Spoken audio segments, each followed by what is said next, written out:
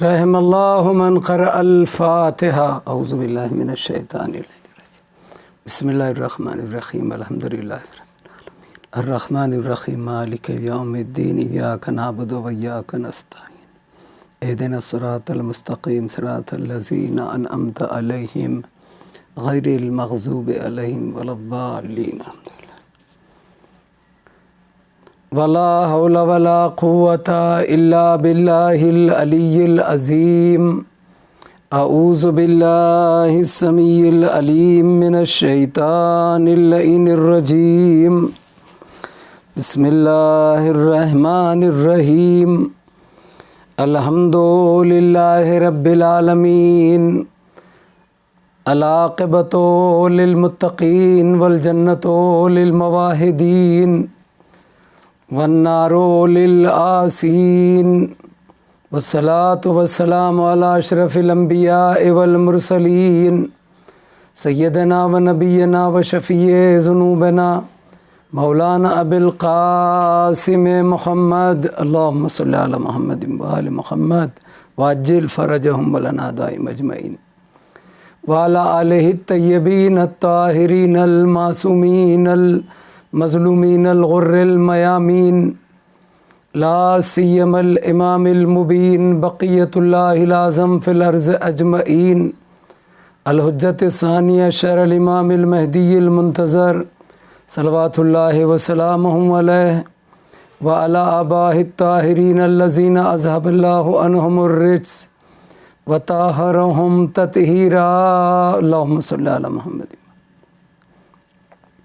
ولعنت الدائمۃ علی اعدائہم اجمعین وغاصبی حقوقہم ومنکری فضائلہم من الآن لا قیام یوم الدین اما بعد فقد قال اللہ تبارک و تعالی فی القرآن المجید والفرقان الحمید وهو اصدق الصادقین وقولہ الحق بسم اللہ الرحمن الرحیم یا ایہا الذین آمنوا لا تأکلوا اموالکم بینکم بالباطل الا ان تکون تجارتا عن تراض منکم صلوات پڑھ دے بر محمد وآل محمد اللہم صلی علی محمد وآل محمد۔ عزیزان گرامی، باندرا شیعہ اثنا عشری خواجہ مسجد کے زیر اہتمام جو یہ 5 مجالس کا سلسلہ ہے، اس سلسلے کی یہ دوسری مجلس ہے، اور ہمارا جو عنوان گفتگو ہے، ٹاپک ہے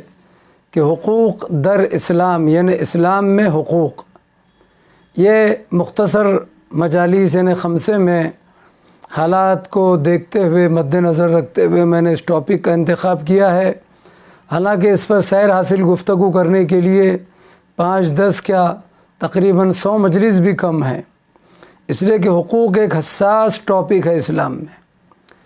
حقوق کے اوپر اسلام نے، قرآن و اہل بیت نے، ہمارے علماء فقہ نے جو فوکس کیا ہے اور اس پر جو باریک بینی سے گفتگو کی ہے، وہ ہر انسان، خاص کر ہر مومن کے لیے لائق فکر ہے، لمحہ فکریہ ہے۔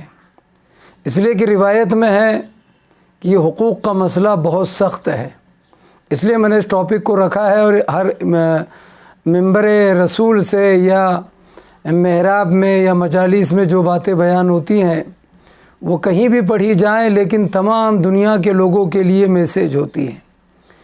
اللہ رسول امام کی باتیں، قرآن و اہل بیت کی روشنی میں جو گفتگو ہوتی ہے، وہ کسی ایک علاقے سے، کسی ایک اسٹیٹ، ملک، شہر، کسی ایک خاندان، قبیلہ، قوم یا کسی ایک فرد سے مخصوص نہیں ہوتی۔ عموماً لوگ یہ برا مان جاتے ہیں کہ جناب انہوں نے داڑھی منڈانے پر آج مثلاً مجلس پڑھی ہے ہمارے علاقے میں کہ مثلاً داڑھی منڈانا حرام ہے، تو اب جو سامنے مومنین سامعین بیٹھے ہیں اس میں جو داڑھی منڈے ہیں وہ یہ سمجھنے لگے کہ مولانا نے میرے لیے پڑھا ہے۔ مثلاً بہو ساس کے مسائل پڑھ لیے، بہو پہ ظلم مت کرو، شوہر کی نافرمانی مت کرو، تو اس وقت جو لوگ مجلس سنتے ہیں، سامنے ہوتے، عموماً یہ فکر پیدا ہوتی ہے کہ جناب یہ ممکن ہے یہ میرے لیے پڑھ رہے ہیں، کسی نے کہا ہوگا۔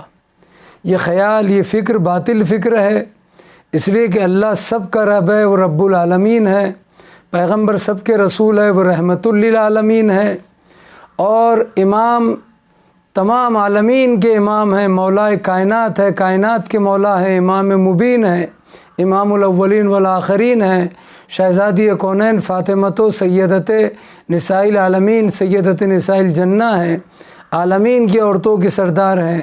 تو جیسے اللہ عالمین کا رب، رسول عالمین کے لیے نبی اور رحمت، شہزادی کونین عالمین کی عورتوں کے سردار، اور ہمارے تمام امام عالمین کے امام ہیں، کائنات کے مولا ہیں، پورے تمام مخلوق الہی کے، لہذا اللہ رسول امام، قرآن و اہل بیت کی ہر بات وہاں تک ہے جہاں تک عالم ہے، جہاں تک دنیا ہے، تمام عالمین کے لیے، تمام مخلوق کے لیے یہ باتیں ہماری اور آپ کی نہیں ہیں، اللہ رسول اور امام کی ہیں۔ تو اس لیے عزیزان گرامی، اس خمسہ مجالس میں جو ٹاپک ہے کہ اسلام میں حقوق، اس کے لیے میں نے سورہ مبارکہ نساء کی آیت نمبر 29-29 جو 5ویں پارے میں ہے، اس کی اس آیت کو سرنامہ کلام قرار دیا کہ یا ایھا الذین آمنوا لا تاکلوا اموالکم بینکم بالباطل الا ان تکون تجارۃ عن تراض منکم، اے صاحبان ایمان، تم ایک دوسرے کے مال کو بغیر اجازت نہیں کھا سکتے۔ اے صاحبان ایمان، ایک دوسرے کے مال کو باطل طریقے سے، غلط طریقے سے، بغیر پرمیشن کے کھانا جائز نہیں ہے، حرام ہے، مت کھاؤ۔ الا ان تکون تجارۃ عن تراض منکم، ہاں اس صورت میں ایک دوسرے کا مال، ایک دوسرے کی کسی چیز کو استعمال کر سکتے یا کھا سکتے ہیں کہ جب آپ میں کوئی تجارت، لین دین، باہمی رضامندی ہو آپس میں، یہ کوئی طے ہو، جیسا میں پہلی مجلس میں بیان کر چکا ہوں۔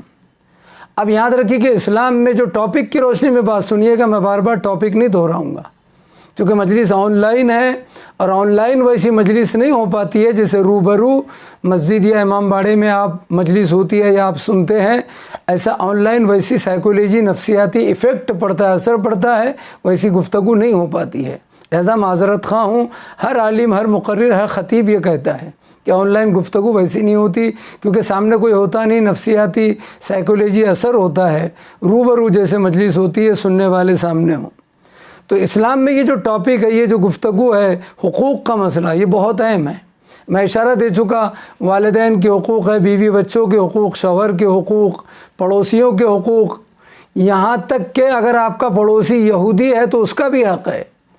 آپ مارکیٹ میں ہیں، بازار میں ہیں، بزنس تجارت میں ہیں، خاندان میں ہے، تو صرف حقوق کا مسئلہ مومن تک نہیں ہے، صرف مومن تک نہیں، مسلمان کے بھی حقوق ہیں، مومن مسلمان نہیں بلکہ کافر، مشرک، منافق، یہودی کے بھی حقوق ہیں۔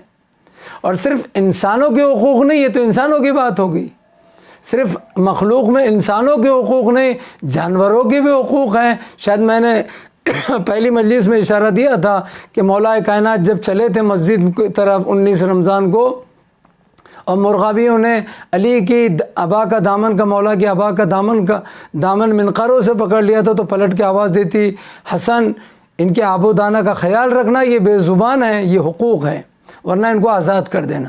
تو جو علی جانور کو بھوکا پیاسا نہیں دیکھنا چاہتا یا ان کے حقوق کے ادائیگی کے مسئلے میں اس قدر احتیاط رکھتا ہے، تو پھر وہ انسانوں کے حقوق کے معاملے میں کس قدر احتیاط رکھتے ہوں گے یا تاکید کرتے ہوں گے۔ اور جب انسان، تو پھر مومنین کے حقوق، شیعوں کے حقوق، اپنے بھائیوں کے حقوق، اپنے والدین کے حقوق، پھر اللہ رسول امام کے حقوق۔ اب میں نے ایک اشارہ دیا تھا، اس کی تفصیل کو آگے بڑھاتے ہیں کہ پہلی مجلس میں کہا تھا کہ حقوق اللہ اور حقوق العباد، حقوق کے بظاہر دو قسمیں ہیں، اللہ کے حقوق اور حقوق العباد، حقوق الناس یعنی بندوں کے حقوق۔ یہ حقوق الناس یعنی لوگوں کے حقوق، حقوق العباد یعنی بندوں کے حقوق، اس حقوق میں اللہ کو چھوڑ کر سب آ گئے، نبی، رسول، امام، اہل بیت، انبیاء، انسان، مومن، ہم آپ سب جتنی مخلوق ہیں، انسان، جانور، سب کے حقوق۔ اگر آپ کے گھر میں گملے میں ایک پودا ہے، آپ نے لگایا ہے گملے میں، تو آپ کے سر پر اس کے بھی حقوق ہیں کہ اس کو برابر کھاد ڈالیں، پانی دیں۔ بالکل، پروردگار اپنے حقوق بندوں کے حق میں برابر ادا کرتا ہے۔ اس نے آپ کو پیدا کیا ہے تو دیکھو بارش برسا رہا ہے، جب سے دنیا بنی ہے، سورج برابر نکال کر گرمی اور روشنی دے رہا ہے، چاند ستارے اپنے وقت پر نمودار ہوتے ہیں، پھر ہوا چلتی ہے، آکسیجن ہے، درخت اگتے ہیں، اناج اگتا ہے، بارش برستی ہے۔ اس نے مخلوق کے حقوق میں کوئی کمی واقع کی؟ سب کو رزق دے رہا ہے. بظاہر سوچیے ہمارے سر پر اس کے حقوق ہیں, اس کے سر پر کس کا حق ہو سکتا ہے؟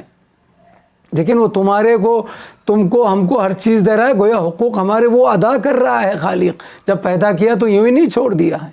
مکان دیا, روٹی دیا, کپڑا دیا, رزق دیا ہے, روزی روٹی دی, اولاد دی, ساری نعمتیں فراوانیاں. تو بندے کا بھی تو حق ہے کہ اپنے خالق کا بھی حق ادا کرے اور اس کے مخلوق کے بھی حقوق ادا کرے. اس لیے حقوق اللہ اور حقوق العباد, عباد مانے بندے, اور حقوق الناس یعنی لوگ. یہ آگے حقوق الناس, حقوق العباد, حقوق پروردگار, حقوق اللہ. لیکن یہاں پر جو بات رہ گئی, اب میں گفتگو جلدی نئی گفتگو آگے بڑھا رہا ہوں. اب تک تو کچھ باتوں کی تکرار ہو گئی ڈبل, معافی چاہتا ہوں. لیکن یہاں علماء یہ کہتے ہیں باقاعدہ ائمہ معصومین سے اور قرآن کی روشنی میں اور اہل بیت کی روشنی میں کہ حقوق اللہ سے زیادہ اہم حقوق العباد ہیں. مثلا نماز اللہ کا حق ہے, روزہ اللہ کا حق ہے, حج اللہ کا حق ہے. یہ صرف قربتاً اللہ ہے, اس میں کوئی غیر خدا شریک ہو ہی نہیں سکتا, شرک ہو جائے گا.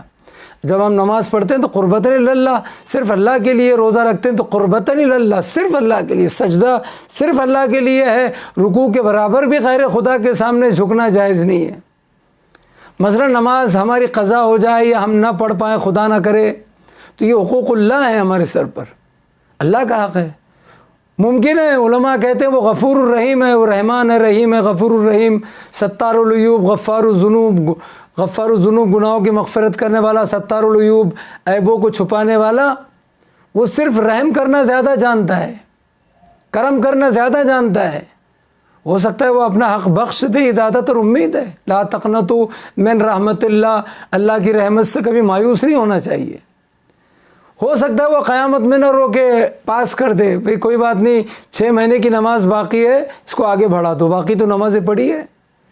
اس نے زندگی کی 60 سال کی حیات میں مثلا 15 سال کی عمر میں چونکہ نماز روزہ واجب ہے, اب 45 سال کی زندگی کے حقوق ہیں اللہ کے. 45 اور 15 60 ہیں. 15 سال میں تو واجب ہوا ہے, مکلف ہوا ہے, لیکن 45 سال کی نماز چاہیے, 45 سال کے روزے, 6 مہینے 1 سال کے نماز نہیں پڑھی یا کچھ سال کے روزے نہیں رکھے. ممکن ہے غفور الرحیم رحمان الرحیم بخش دے, آگے بڑھ جاؤ, تو وہ تو بخش دے گا. لیکن یہ ظالم انسان کبھی نہیں بخشے گا, کیونکہ اس میں بخشنے کا جذبہ بہت کم ہے, اس میں معاف کرنے کا جذبہ کم ہے. یہ روک دے گا. یہ کہاں جلدی معاف کرنا جانتا ہے یہ آج کا انسان دوسرے انسان کو. آپ احسان کرتے ہیں تو وہ احسان کو بھول جاتا ہے. آج کی دنیا میں ایسا ہو رہا ہے کہ نہیں؟ ایکسپیرینس ہے, تجربہ ہے, ہر جگہ, ہر گاؤں شہر میں, چاہے ہمارے اپنوں کی بات کر رہا ہوں میں, ابھی غیروں کی نہیں.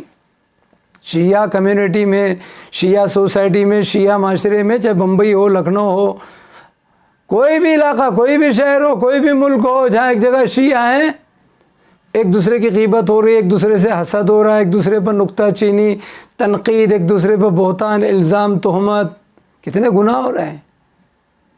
ٹاپک کو ذہن میں رکھیے گا. یعنی اگر میں نے کسی کی غیبت کی ہے تو اب اس کے جو عذاب ہے, گناہ ہے, میری نیکیاں اس کو جائیں گی, اس کے گناہ مجھے آئیں گے کیونکہ میں نے اس کی غیبت کی ہے.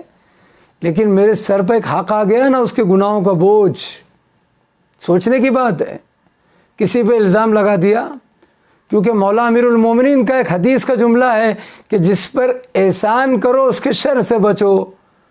میرے نقطے کو سمجھیے, پوائنٹ کو. جس پر احسان کرو اس کے شر سے بچو. آن لائن ویسی گفتگو نہیں ہوگی, معاف کرنا. جو باندرا مسجد میں میری ملی سے سنتے ہیں یا کسی بھی عالم کی, وہ سمجھتے ہیں کہ روبرو جو بیان ہوتا ہے وہ ماشاءاللہ. آن لائن ویسی گفتگو نہیں ہوتی, اس کے لیے معذرت خواہیں ہر ایک کہتا ہے. کیونکہ اللہ اپنے حقوق کے لیے تو معاف کر دے گا, رحمان رحیم ہے, خالق ہے, وہ کسی کا محتاج نہیں ہے. آگے بڑھا دے گا, کوئی بات نہیں, 6 مہینے کی نماز نہیں ہے, 1 سال کی یا کچھ سالوں کے روزے نہیں ہے, بخش دے, ہم اس کی رحمت سے مایوس نہیں ہیں. ایک الگ گفتگو ہے. لیکن یہ بندہ, یہ انسان, یہ روکنے کا جذبہ بہت, یہ معاف کرنے کا جذبہ بہت کم رکھتا ہے.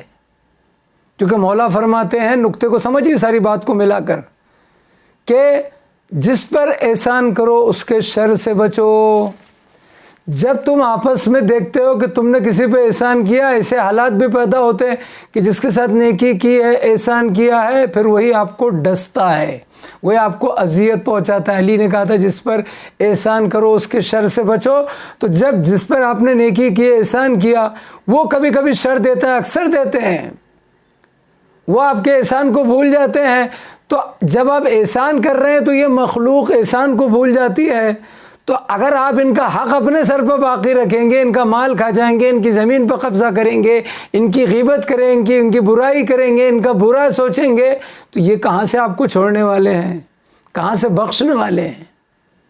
لہذا سنبھل کر رہیے گا، کسی کا بھی حق اپنے سر پہ مت رہنے دیجیے۔ اللہ، رسول، امام، قرآن، اہل بیت، کسی کے، اور خاص کر بندگان خدا، حقوق الناس، لوگوں کے حقوق، حقوق العباد، اللہ کے بندوں کے حقوق، جتنا ہو سکے بندوں کے حقوق ادا کر دیجئے۔ قرض لیا ہے تو قرض لوٹا دیجئے۔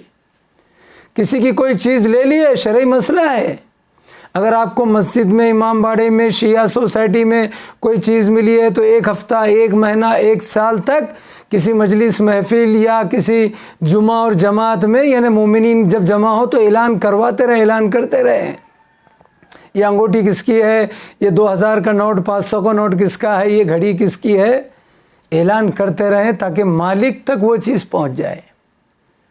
شرعی مسئلہ یہاں تک ہے کہ اگر آپ کے پاس کسی کی چیز ہے، آپ نے قبضہ کیا ہے یا آپ کو اسے دینا ہے، وہ چیز آپ کے سر پر اس کا حق ہے، اب آپ کو اس کو لوٹانے میں شرم آ رہی کہ کیسے دوں، مثلاً ایسی سچویشن ہوتی ہے کبھی کبھی کہ ہم نے اس کو اس کی چیز نہیں لوٹائی ہے جبکہ وہ مانگتا رہا، یا اس کو علم نہیں ہے کہ ہمارے پاس ہے، تو مراجع یہاں تک کہتے ہیں، مرحوم آیت اللہ ابوالقاسم خوئی رحمۃ اللہ علیہ، کہ اگر تمہیں اس کو روبرو ہاتھ میں دینے میں شرم آتی ہے تو کسی طریقے سے اس کے گھر کے دروازے میں سے یا گھر کی مکان کی کھڑکی میں سے وہ چیز اندر ڈال دو، اندر ڈال دو، تاکہ کسی طریقے سے اس کا حق پہنچ جائے اور آپ کے سر پر گناہ باقی نہ رہے۔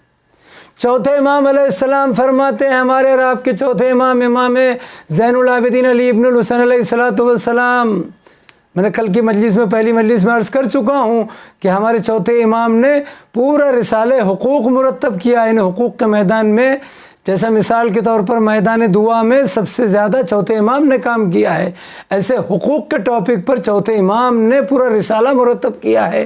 جیسے تفسیر کے میدان میں تفسیر امام حسن عسکری مشہور ہے، وہ الگ بات ہے کہ علماء کہتے ہیں کہ امام نے وہ تفسیر اپنے ہاتھوں سے نہیں لکھی، بلکہ ان کے دوستوں نے یا صحابیوں نے، ساتھیوں نے، یا امام حسن عسکری علیہ السلام کے شاگردوں نے ان کے نام سے، ان کے علم سے، ان کی حدیثوں سے اس تفسیر کو مرتب کیا ہے، مگر وہ تفسیر عسکری کہلاتی ہے۔ ایسے ہر امام نے ہر میدان میں کام کیا ہے، لیکن ایک مخصوصیت ہے، ایک خصوصیت ہے کہ ہر میں، مثلا دعائے سحر چوتھے امام سے منسوب ہے، دعائے کمیل جو ہے مولا امیر المومنین سے منسوب ہے، دعائے عرفہ مولا ابا عبداللہ الحسین علیہ السلام سے منسوب ہے، دعائے صبا مولا علی سے، دعائے جوشن کبیر یا دعائے معراج پیغمبر سے منسوب ہے کہ پیغمبر کو وہ دعا دی گئی، جیسے زیارت عاشورہ اللہ سے منسوب ہے کہ یہ حدیث قدسی ہے، زیارت عاشورہ کسی نبی امام کا کلام نہیں، اللہ کا کلام ہے۔ تو ہر ایک چیز کسی نہ کسی سے ملی ہے، ویسے تو ہر ایک نے ہر میدان میں ہر چیز پر فوکس کیا اور کام کیا ہے، ایسے حقوق پر ہر امام نبی نے بات کی ہے، ہر امام نے، لیکن خاص کر چوتھے امام سے منسوب ہے رسالہ حقوق۔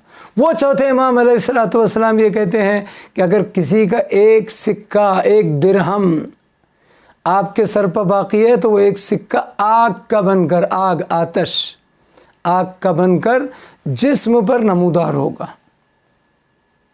اگر آپ، چوتھے امام علیہ السلام پھر کہتے کہ اگر آپ نے کسی کی ایک بالش زمین غصبی کی ہے، آپ قابض ہیں، غاصب ہیں، جیسے ظالموں نے باغ فتق قبضہ کر لیا، باغ فتق پر غاصب ہو گئے، قبضہ کر لیا، قابض ہو گئے، امام علیہ السلام کہہ رہے ہیں کہ ایک بالش زمین اگر کسی کے آپ غاصب ہو گئے، قبضہ کر لیا، نہیں دی، اس کا حق نہیں لوٹایا، حقوق نہیں دیے، اس کا حق نہیں لوٹایا، تو وہ ایک بالش زمین جو ہے وہ آگ کا توق بنا کر آپ کے گلے میں ڈال دی جائے گی، ایک سکہ آگ کا بن کر جسم پر چمکے گا، نمودار ہوگا، ایک بالی زمین اگر قبضہ کیا تو آگ کا طوق. بعض روایت میں ہے کہ بعض حقوق سانپ بن کر گلے میں لپیٹ کر بیٹھ جائیں گے، آپ کو ڈسیں گے، کیڑے بن کر. حقوق، حق باقی ہے. یہ بڑا اہم مرحلہ ہے حقوق کا عزیزان گرامی. آپ اندازہ لگائیے کیوں؟ ہم اہل بیت کے ماننے والے ہیں، ہم 12 امام کے ماننے والے ہیں. ایک بات ذہن میں رکھیے، میں ایک قرآن کی آیت پیش کرتا ہوں. قرآن مجید ایک منزل پہ ایک عجب چیز پیش کرتا ہے. یہ سورہ سبھی پڑھتے ہیں اور سب کو پڑھنا چاہیے نماز عشاء کے بعد. نماز عشاء کے بعد خاص کر جہاں سورہ واقعہ پڑھنا چاہیے، ثواب ہے، عبادت ہے، تاکید ہے، وہیں پر یہ رزق کی ضمانت ہے. سورہ واقعہ کی تلاوت بعد نماز عشاء، یعنی شب میں، رات میں، جب بھی موقع ملے نماز عشاء کے بعد. ایسے ہی سورہ الہاکم التکاثر، سورہ تکاثر پڑھنا چاہیے نماز عشاء کے بعد. جیسے الگ الگ موقعوں پر، ویسے تو روزانہ قرآن پڑھنا چاہیے، ہر سورہ پڑھنا چاہیے. سورہ رحمان اور یاسین ہے، اس کی نماز صبح کے بعد یہ دن میں تلاوت کرنا چاہیے. ایسے موقع بتائے، اس کے اثرات ہیں، فلسفہ ہے. یہ سورہ تکاثر کی تلاوت کریں رات میں عشاء کے بعد، کیونکہ اور سورہ ملک کی تلاوت کریں. سورہ واقعہ کی تلاوت رزق کی ضمانت، عبادت، ثواب اپنی جگہ. اسی طریقے سے سورہ ملک اور تکاثر کی جو تلاوت ہے یہ قبر کا ضامن ہے، خاص کر رات میں اس کی تلاوت کریں ڈیلی. روزانہ سورہ ملک اور سورہ تکاثر، الہاکم التکاثر، اس کی تلاوت قبر کا مونس، مددگار، روشنی اور اجالے اور ساتھی اور دوست بننے کا سبب ہے یہ 2 سورے. اور بھی بہت سارے سورے اور ہیں. ویسے تو ہمیں ہر قرآن کا ہر سورہ روزانہ پڑھنا چاہیے. روزانہ 40، 50، 60 آیت ہوگی تلاوت کرنی چاہیے. یہ مولا نے تاکید کی ہے، تاکہ قرآن کا بھی تو حق ہے جو ادا ہونا چاہیے. اس سورہ تکاثر میں آیت، آپ جملے کو ذہن میں رکھیں، الہاکم التکاثر حتی زرتم المقابر کلا سوف تعلمون ثم کلا سوف تعلمون کلا لو تعلمون علم الیقین لترون الجحیم ثم لترونها عین الیقین ثم لتسألن یومئذ عن النعیم. یہ پورے سورہ تکاثر ہے. کتنا آسان ہے.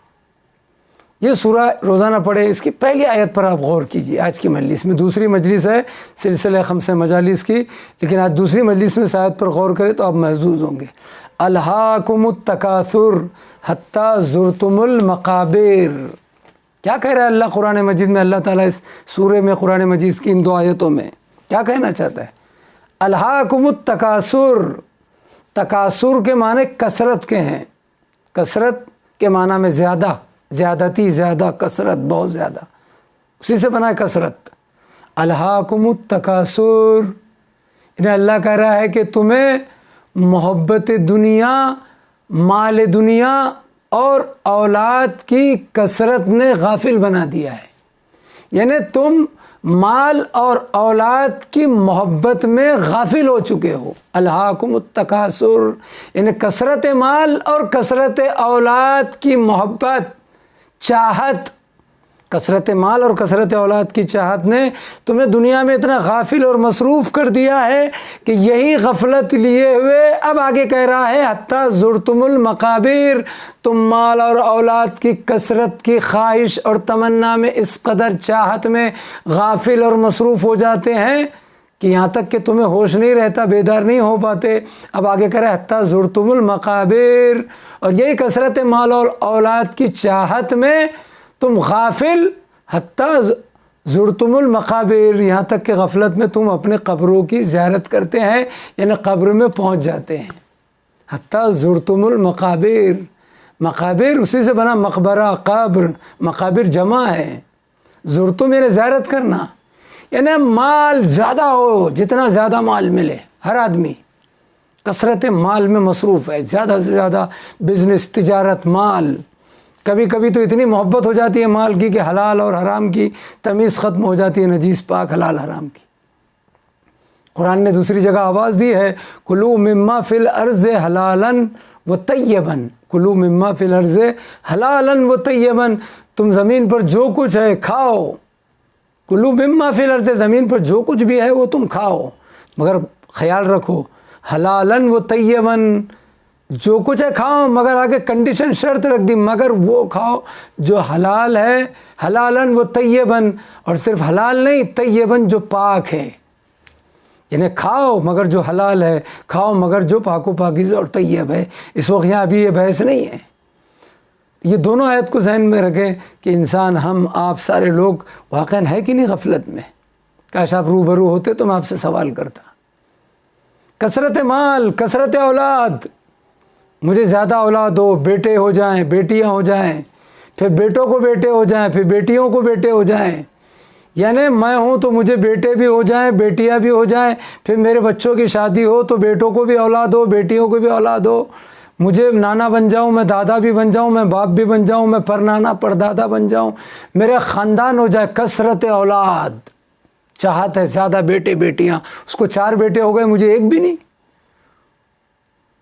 سوچنے کی بات ہے۔ دوسری طرف کثرت مال کی چاہت، الہاکم التکاثر، زیادہ مال ہو جائے، یہ 1 لاکھ 2 لاکھ 5 لاکھ 100 لاکھ 1 کروڑ 2 کروڑ 100 کروڑ، ایک عام بات ہے، عام گفتگو ہے۔ اس وقت نہیں ہے، ورنہ اس پہ تفصیلی گفتگو کرتے ہیں، آن لائن زیادہ دیر تک مجلس نہیں ہو سکتی تاکہ سننے والے کو بوریت نہ ہو۔ اس قدر انسان اس قدر غفلت مال اور اولاد میں مصروف ہو جاتا ہے، حتیٰ زرتم المقابر، اسی غفلت میں وہ یہاں تک کہ غافل ہے اولاد اور مال میں، عشق حب دنیا میں، کہ وہ اپنی قبر میں پہنچ جاتا ہے، اچانک چلا جاتا ہے اس دنیا سے، حتیٰ زرتم المقابر۔ اب جب آنکھ کھلتی ہے تو قبر میں بیٹھا ہے، نہ اولاد ہے نہ مال ہے، یعنی جس کی محبت چاہت میں دنیا میں اندھا تھا، مصروف تھا، وہ اولاد، کثرت اولاد کثرت مال، لیکن جب حتیٰ زرتم المقابر، یہاں تک کہ اس غفلت میں تو قبر میں پہنچ گیا، زیارت کر لی اپنی قبر کی، نتیجہ کیا ہوا؟ اب جب آنکھ کھلی، منکر و نکیر آئے تو نہ مال ہے نہ اولاد ہے، اولاد نے مٹی دی چھوڑ کر چلی گئی، مال وہیں رکھا ہوا ہے بینک میں، گھر میں، کیا میں کیا آپ، نتیجہ کیا ہے؟ نہ مال نہ اولاد نہ مال، اب ساتھ میں ہے صرف اعمال۔ اب جملوں کو پلٹ رہا ہوں خوبصورت انداز میں، آپ بڑے خوش ہوں گے۔ مال، اولاد کو کیا کہتے ہیں؟ آل، آپ کی آل اولاد، بولتے نا آل رسول، آل، آپ کی آل اولاد، یعنی اب تینوں میں دیکھیے گا، مال، آل اور اعمال، تینوں میں ایل لام ہے، آل، مال، اعمال، یعنی جب آپ کو موت آئی تو آل اولاد یعنی آل نے ساتھ چھوڑ دیا، مال درہم و دینار سونا چاندی پیسہ، مال نے ساتھ چھوڑ دیا، ایک چیز ہے جس نے ساتھ نہیں چھوڑا، وہ کیا ہے؟ اعمال۔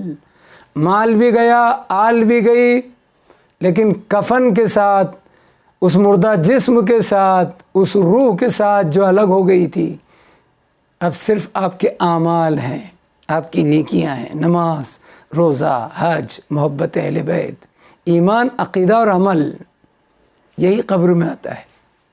عزیزان گرامی، اتنا سن لیجئے گا کہ انسان جب مر جاتا ہے تو سب کے دروازے بند ہو جاتے ہیں، رشتہ داروں کے، دوستوں کے، والدین کے، بھائیوں کے، بہنوں کے، چاہنے والوں کے، دشمنوں کے، سب کے دروازے بند ہو جاتے ہیں، صرف وہ دروازہ کھلتا ہے عشق خدا کا، عشق رسول کا، عشق اہل بیت کا، ولایت امیر المومنین کا، ولایت امیر المومنین کا دروازہ کھلتا ہے، ولایت امیر المومنین کا۔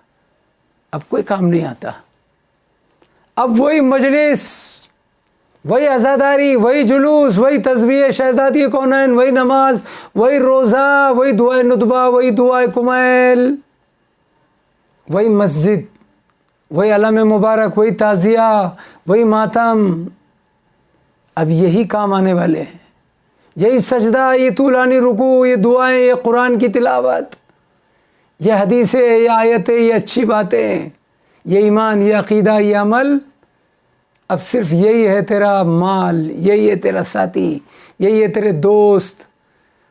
دنیا میں تو بھاگ رہا تھا مجلس میں، محفل میں، آج کے جو حالات ہیں، تو دعائے ندبہ سے بھاگ رہا تھا، ناشتے میں آ رہا تھا، روزے سے بھاگ رہا تھا، افطاری میں سب سے پہلے، مجلس حسین سے بھاگ رہا تھا، نیاز حسین میں سب سے پہلے۔ اب یہ مجلس کی ضرورت ہے مرنے کے بعد، نماز جماعت مسجد نماز سے بھاگ رہا تھا، اب نماز کی ضرورت ہے۔ یہی نماز روشنی بنے گی، اجالا، یہی روزہ، یہی حج، یہی خمس، یہی زکوٰۃ، اور ان سب سے بڑھ کر محبت و مودت اہل بیت اطہار، ولایت امیر المومنین۔ میرا تمام علماء اسلام کو ایک طالب علم اسٹوڈنٹ ہونے کے ناطے یہ چیلنج ہے کہ انسان ہر نیکی کی بنا پر جنت میں جائے گا، مگر جنت کی اصل کنڈیشن اور شرط صرف اور صرف محبت و مودت اہل بیت اطہار ہے، ولایت امیر المومنین ہے، غلامی آل محمد ہے، رضائے آل محمد ہے، عشق حیدر کرار ہے، عزاداری حسین ہے، محبت اہل بیت ہے، عشق حسین ہے۔ یہ اصل شرط ہے۔ ساری عبادتیں تمہارے پاس ہے، ساری نیکیاں ہیں، ساری خوبیاں اور اچھائیاں ہیں، لیکن محبت اہل بیت نہیں ہے تو اوندے منہ جہنم میں ڈال دیا جائے گا، بلکہ روح نکلتے وقت سے لے کر ہی عذاب شروع ہو جائے گا۔ روح نکلنے سے لے کر قبر تک آگے کی پوری منزلوں میں عذاب کا سلسلہ شروع ہو جائے گا، بچ نہیں پائے گا۔ لہٰذا کم سے کم میں ساروں انسانوں کو نہیں، لیکن جو محبان اہل بیت، جو شیعہ اثنا شری ہیں، ان سے گزارش کروں گا، جہاں آپ ماشاء اللہ آپ خوش نصیب ہیں، اللہ کی عبادت کرتے ہیں، نماز پڑھتے ہیں، روزہ رکھتے ہیں، لوگوں کے حقوق ادا کرتے ہیں، وہاں پر اپنی زندگی میں سب سے زیادہ جگہ دیجئے گا محبت اہل بیت کو، مودت آل محمد کو، مودت اہل بیت اطہار، ولایت امیر المومنین کو، عشق حسینی کو، عزاداری کو۔ آج کل جو حالات چل رہے ہیں، اختلافات چل رہے ہیں، خدا اس اشرار سے اور شر سے ہمیں محفوظ رکھے۔ اس قدر بدترین حالات چل رہے ہیں کہ ان چیزوں پر حملے کیے جا رہے ہیں جو روح اسلام ہے، جو روح عبادت ہے، جو روح نماز ہے، جو روح روزہ ہے، وہ ہے محبت اہل بیت، وہ ہے مودت، وہ ہے ولایت امیر المومنین۔ یہ جاہل، یہ نادان ہمارے اپنے، میں ہر جگہ کہتا ہوں، کہتا رہوں گا تا دم آخر۔ ارے فخر کر اس ولایت امیر المومنین پر۔ جب تو اپنے آپ کو علی کی محبت پر پائے، ولایت علی پر پائے، تو سب سے پہلے ماں کے حق میں دعا کر کہ اس نے تیری ولادت میں خیانت نہیں کی ہے، کیونکہ محبت اہل بیت میں خون کی پاکیزگی کی شرط ہے، حلال زادہ ہونے کی شرط ہے۔ علی کی ولایت میں حلال زادہ، میں نہیں کہہ رہا ہوں، رسول اکرم پیغمبر اسلام نبی رحمت صلی اللہ تعالیٰ علیہ وآلہ وسلم کہہ چکے ہیں۔ شیعہ سنی دونوں علماء اسے پڑھتے ہیں ڈنکے کی چوٹ پر۔ کہاں تک بھاگے گا؟ کتنا بھاگے گا نعرہ حیدری سے؟ کتنا انکار کرے گا فضائل آل محمد سے؟ خود تو سدھرتا نہیں ہے، نیک بنتا نہیں ہے، اپنی اصلاح کرتا نہیں ہے۔ جو فضائل آل محمد پڑھتے ہیں، فضائل سنتے ہیں، ان پر اعتراض کرتا ہے۔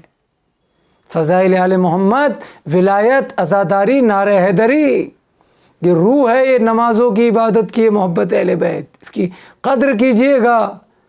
لیکن ہاں، اس کا ایک فلسفہ ضرور ہے کہ محبت اہل بیت، ولایت علی کے ساتھ عمل بھی ہو، کردار بھی ہو، اخلاق ہو، حقوق بندگان، حقوق الناس ادا ہو، سب کے حق ادا ہوں، اللہ کی عبادت ہو، خوف خدا ہو، معرفت ہو، تاکہ شرمندگی نہ ہو امام کے سامنے، یا امام کو کسی نبی کے سامنے شرمندہ نہ ہونا پڑے کہ کوئی موسیٰ علیہ السلام یہ نہ کہہ دے یہ ہے مولا آپ کا شیعہ جس نے ایسی حرکت کی ہے۔ امام نے کہا تھا نا، شیعتنا زینوا لنا، اے ہمارے شیعوں ہمارے لیے باعث زینت بنو، باعث زینت، ہمارے لیے باعث ننگ و عار مت بنو۔ جہاں تک امام نے کہا ہے کہ جب ہمارا کوئی شیعہ راستے سے، سڑک سے گزرے اور جب غیروں کی نگاہ پڑے اور وہ آپ کو جانتا ہے کہ یہ عزادار ہے، شیعہ اثنا شری ہے، اہل بیت مولا علی کا ماننے والا ہے، تو امام نے باقاعدہ اشارہ دیا ہے کہ وہ غیر یہ کہیں ہاں اسے کہتے ہیں یہ ہے صادق آل محمد کا چاہنے والا، یہ ہے عاشور کا حسین کا عزادار، یہ ہے مولا امیر المومنین کو مولا ماننے والا، یہ ہے محب اہل بیت۔ کردار، اخلاق، لین دین، معاملات، یہ محبت اہل بیت بڑا عظیم ترین سرمایہ ہے۔ دیکھیے لوگ اس طرف آ رہے ہیں دنیا والے غیر، تو پھر ہمیں سوچنا چاہیے ہم پہلے سے یہی ہیں۔ آپ تو ماں کی آغوش سے شجرے سے عالم ارواح سے محب اہل بیت ہیں۔ آج دنیا کی میجورٹی اکثریت عیسائی، یہودی، ہندو، سنی سب جگہ دیکھے، تحقیق کرے، فیس بک انٹرنیٹ کا زمانہ ہے، یوٹیوب کا زمانہ ہے، میں اجازت نہیں دے رہا ہوں دیکھنے کی، میں اس کا قائل نہیں ہوں، مگر تحقیق کریں کتنے لوگ آ رہے ہیں در حسین پر، در اہل بیت پر۔ اب تو پہلے سے ہیں۔ یاد رکھیے ایک جملہ دے رہا ہوں فضیلت کا، محبت اہل بیت پر پیدا ہونا کمال نہیں ہے، محبت اہل بیت پر مرنا کمال ہے۔ اس لیے کہ حضرت حر ابن یزید ریاحی جو کربلا میں شہید ہوئے، اپنی جان کو قربان کیا، کس کی محبت پر تھے، کس کی محبت پر گئے؟ حر کل تک کسی اور کی محبت پر تھا، لیکن عاشور کے دن اہل بیت مولا حسین کی محبت پر اس دنیا سے گیا ہے۔ محبت اہل بیت پر پیدا ہونا کمال نہیں ہے، محبت اہل بیت پر مرنا کمال ہے، ورنہ حضرت حر آئے تھے کس کی محبت پر، اس دنیا سے گئے کس کی محبت پر۔ تم تو وہ خوش نصیب ہو کہ آئے بھی ہیں علی کی محبت، اہل بیت کی محبت پر، اور انشاءاللہ ہم سب جائیں گے بھی علی کی محبت پر، علی کی ولایت پر۔ اس لیے دعا کرتے ہیں کہ ہمارا خاتمہ ایمان پر ہو۔ یہ محبت اہل بیت کی قدر کیجئے عزیز اور دوستو، اس لیے کہ دنیا نے اہل بیت کو بہت ستایا ہے۔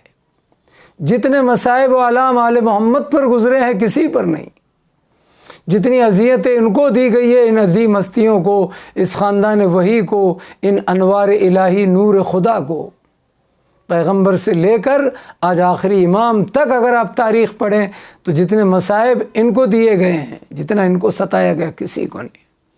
آج امام زمانہ پردہ غیبت میں ہے، حجاب قدرت میں ہے، کہ ہم ان کو اذیت نہیں پہنچا رہے ہیں اپنی بدعملی سے؟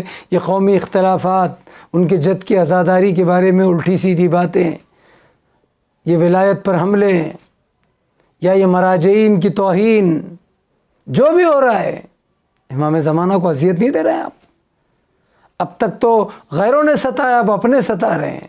یہ مجلسوں کی عزاداری کو ہلکا کرنا، جلوس کو ہلکا کرنا، زیارت عاشورہ کی اہمیت گھٹانا، نہ جانے کتنی باتیں ہو رہی ہیں۔ اذیت دے رہے ہیں کہ نہیں، جتنا ان کو ستایا گیا کسی کو نہ ستائے۔ کم سے کم ایک جملہ تو ذہن میں رکھیں، غیروں نے ستایا ہے، اپنے تو نہ ستائیں۔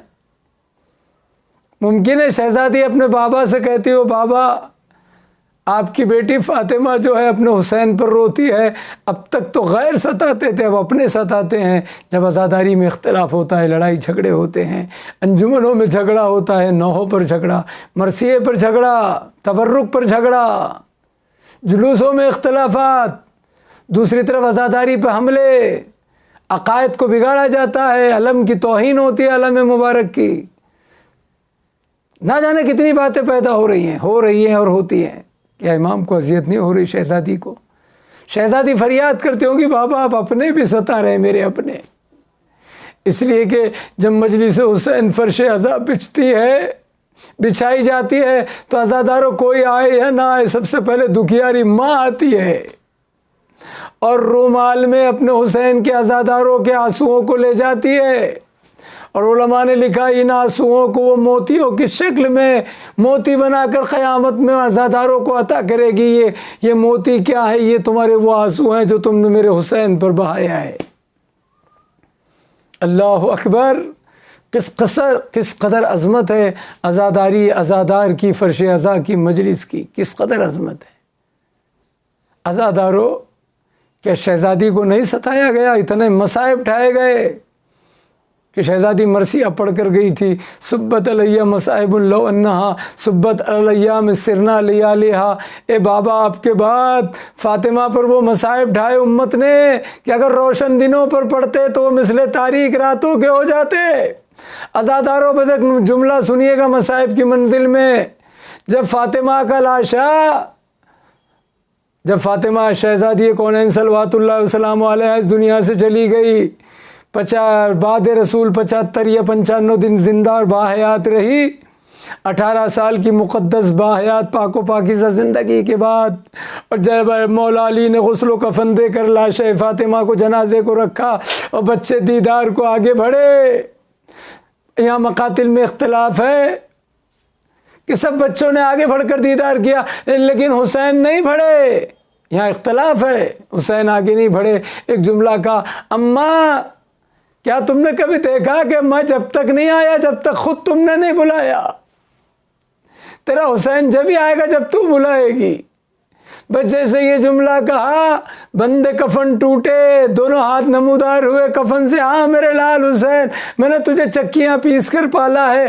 اور ایک مقاتل میں نظر اختلاف یہ جملہ ہے کہ حسن و حسین نے ماں کے لاشے پر ایک جملہ کہا جنازے پر، اماں تم ہمیں عالم غربت میں چھوڑ کر چلی گئی۔ ارے جیسے ہی معصومہ عالمین نے بچوں کے منہ سے غربت کا لفظ سنا، بندے کفن ٹوٹے۔ میرے بچوں، ارے کم سے کم ابھی تمہاری ماں کا لاشا ہے مگر ماں سامنے تو ہے، اور میرے ہوتے ہوئے تم غربت کا نام لے رہے ہو۔ ہاتھ نمودار ہوئے، ہاں اجرکم اللہ، یقیناً آپ کی آواز بلند ہوگی۔ عزاداروں میں ایک جملہ کہوں گا، شہزادی بچوں نے غربت کا لفظ استعمال کیا باوجود کہ آپ کا لاشا تھا، لیکن برداشت نہ ہوا اور بندے کفن ٹوٹے اور آپ نے سینے سے لگا لیا۔ لیکن آئے رے شہزادی فاطمہ، ذرا کربلا میں آئیے اور دیکھیے حسین کی شہادت کے بعد سکینہ عالم غربت میں یتیم ہو گئی۔ واہ غربتا، وہی سکینہ جب غربت میں ہے، یتیمی میں ہے تو کوئی سینے سے لگانے والا تو نہیں، شمر کے تماچے ہیں۔ ارے ظالم نے گوشوارے چھین رہا ہے، تماچے رخساروں پر لگا رہا ہے۔ کبھی سکینہ نجف کا رخ کر کے آواز دیتی ہے دادا علی کو، کبھی فرات کا رخ کر کے اپنے چچا عباس کو بلاتی ہے، کبھی مقتل کا رخ کر کے اپنے بھیا علی اکبر کو، تو کبھی مقتل کا رخ کر کے بابا کو آواز دیتی ہے۔ اجرکم اللہ، جزاکم ربکم خیرن جزا، خدا آپ کو کوئی غم نہ دے سوائے غم آل محمد کے۔ ہاں عزادارو، میں پھر ایک جملہ کہوں گا، شہزادیت نظر اختلاف، جب آپ کے لاشے پر حسین نے یہ کہا تھا، آپ کے شہزادے حسین نے، ہمارے مظلوم امام نے، اماں جب تک تم نے نہ بلایا تیرا حسین نہ آیا تو آپ کے بندے کفن ٹوٹے، ہاتھ نمودار ہوئے، ہاں میرے لال حسین۔ لیکن شہزادی اس وقت کیا کیجئے گا، روز عاشور کربلا کے میدان میں، ارے جب ہر شہید کا لاشا گھوڑے سے زمین پر آیا تو تیرا حسین آگے بڑھا۔ ارے یہاں تک کہ کسی اصحاب میں سے کسی ساتھی کا لاشا، حبیب کے لاشے پر حسین، زہرقین کے لاشے پر حسین پہنچے، علی اکبر کے لاشے کو لیا، قاسم کے لاشے کو لیا، اون محمد کے لاشے کو آغوش میں لیا، ارے غلام ابو ذر جون کے لاشے کو آغوش میں لیا۔ لیکن جب حسین گھوڑے سے زمین پر آئے تو اب کون ہے جو حسین کو اپنی آغوش میں لے گا؟ یقیناً ہمارا دل کہتا ہے اب یہی دکھیاری میں آواز دے گی، ارے کل بندے کفن ٹوٹے تھے، میں نے حسین کو سینے سے لگایا تھا، آج کربلا میں روز عاشور بھی جب میرا حسین گھوڑے سے زمین پر آئے گا تو یہ دکھیاری ماں اپنی آغوش میں لے گی، ہائے میرا حسین۔ صبح سے اب تک عصر عاشور تک ہر شہید حسین کی آغوش میں تھا، لیکن حسین فاطمہ کی آغوش میں ہے۔ سيعلم الذين ظلموا أي منقلب ينقلبون۔